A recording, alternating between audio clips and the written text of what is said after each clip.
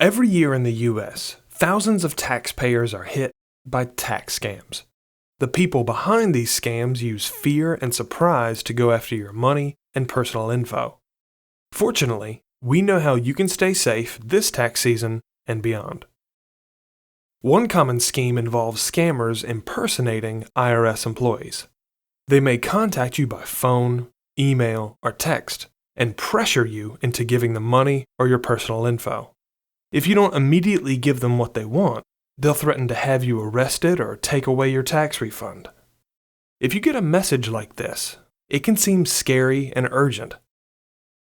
Thankfully, you can avoid falling victim to a scam by remembering how the real IRS contacts people.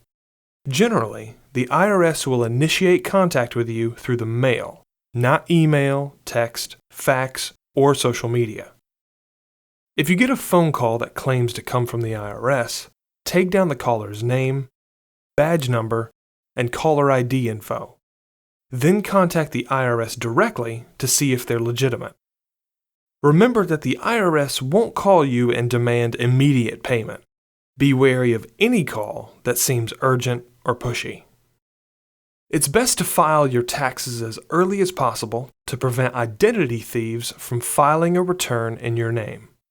The earlier you file, the less chance a thief has to claim your refund. Finally, avoid questionable tax preparers.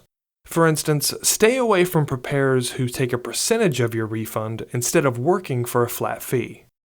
Also, if you find a preparer that promises you a bigger refund than you deserve, that promise is probably too good to be true. If you ever have questions or concerns about your taxes, visit the IRS website at www.irs.gov. Now that you know how to avoid these scams, you'll be better prepared for tax season. Goodwill Community Foundation, creating opportunities for a better life.